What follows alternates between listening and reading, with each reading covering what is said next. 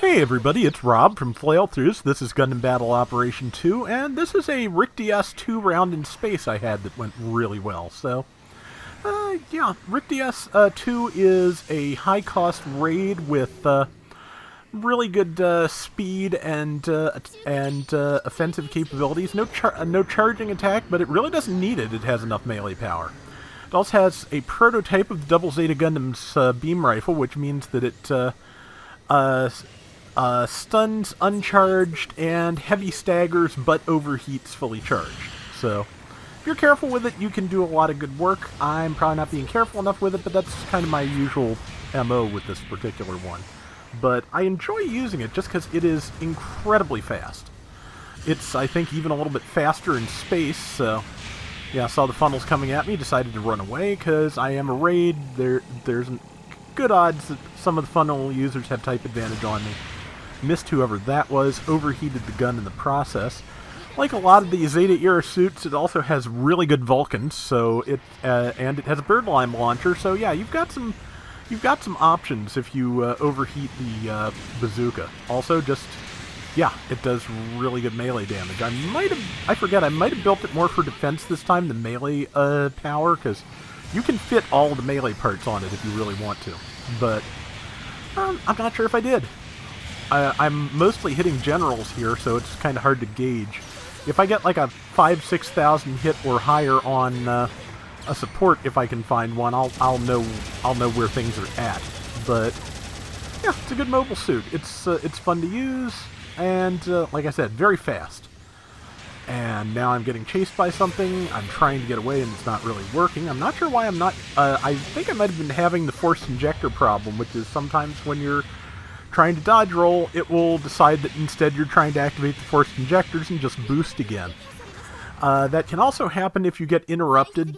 Certain attacks do they flinch you, and that if that interrupts a command, it messes up things like dodge rolls, firing, stuff like that. So that was a mechanism back in GBO1 that I think I mentioned in a recent video I'd forgotten about for a long time until I realized that was what was messing up some of my moves in some rounds I'd played. It wasn't that the game was lagging, it wasn't that I was screwing up, it's that somebody understood the weapons better than I did and was stopping me from doing anything, which is pretty much how this game works.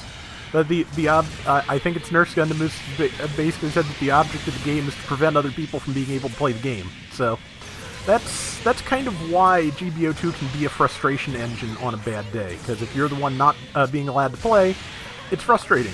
But yeah, I did okay. Yeah, I'd say I probably still have the spec for melee based on the damage I'm getting on that mass production Cubile.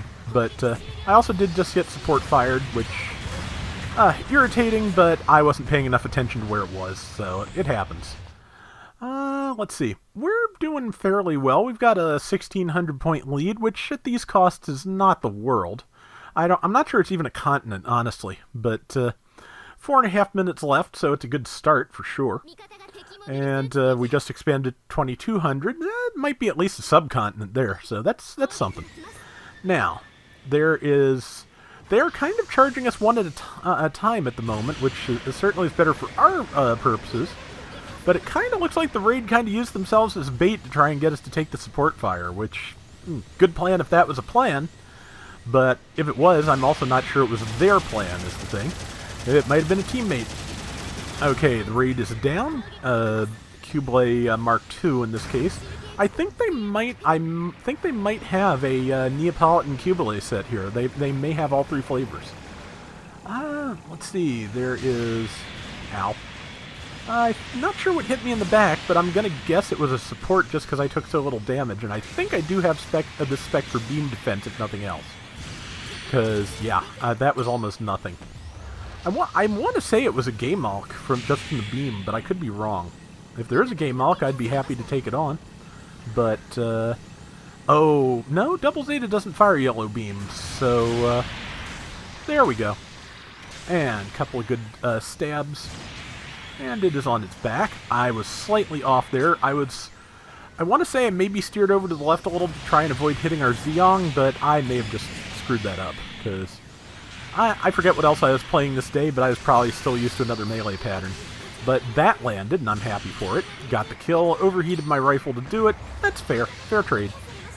We're now about 2,700 points ahead. We're creeping up there. It's taking time, but we're getting it. Since I've got a lot of health, and I'm kind of just trying to move in on the ones we have advantage against. I burned my tackle there to try and hold the Cubile still. You'll notice it did not work, and now I'm taking a lot of damage. Got a shot off, but the Cubile was not where I wanted the shot to be, so now I'm dead. This is the problem with, charging the enemy to try and get a low health enemy before they kill you. That's a race that is easy to lose, again, on the whole stun lock thing. When there's like 3 or 4 people facing you, it's fairly easy for them to keep you from doing anything until you fail to get the kill. So, it was a bad move on my part, for sure. Let's see. I am about to spawn back in, I think. May have been distracted by a shiny object, or just trying to figure out where to spawn, which is with the team, I think, which makes the most sense. That is, yeah, and I do that all the time. Early, it hasn't happened as much lately. Early in the game, sometimes the exclamation point over an enemy suit wouldn't show up. So if I see an empty suit, I tend to take a pot shot at it just to make sure of whose it is. Because if it's an enemy suit, that's a free kill. If it's an allied suit, I really shouldn't do that, because I don't think it'll kick me for attacking an unoccupied suit too much, but I need to be careful about that just in case.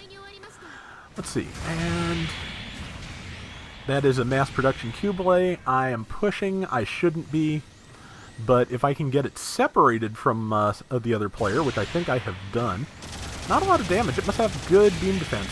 Also, I think I hit its backbinder, which has a defensive skill, and tagged it in the heel, which does not, I think, have a defensive skill, or if so, not as much one as the back bits. So yeah, did some decent melee damage. And now, stunned it again, and got it. There we go. So yeah, it's going fairly well. I've gotten a good number of kills here and there. If I cut out a few suicide charges here and there, this would be fairly decent work, I'd say. But, okay. But luckily, I've got my team, I'm working with my team now, which is, the ideal way to play this game, and it is definitely going better. I just missed the Toe Distorter with my beam rifle, so getting some damage in with Vulcans on the way to it recharging and cooling down, whatever. Readying up again. That's probably the word I'm looking for. We got the Toe Distorter on the way out, and yeah, we managed to parlay a slight lead into a definite lead with like 5 seconds left to go, so yeah. Decent round, I would say. And yeah, like I said, few mistakes here and there, but not bad all in all. And let's take a look at the final scores. Let's see. I do like the Rick DS2 design. Could do without the spikes, but otherwise. I am top score at 4,685. I was top diversions, and 6 and 3. Not bad. That's going to do it for today's Gundam Battle Operation 2. We'll be back soon with more. Till next time, everybody take care and have fun. Later! I would still love to know if there's a reason that we haven't gotten basically anything from Advance of Zeta yet. It made it into G Generation. It's, it's made into other things, and it made it into Gundam Breaker, so, it's time for some Advance of Zeta here. Let's have a very Advance of Zeta Christmas or something. That would be nice.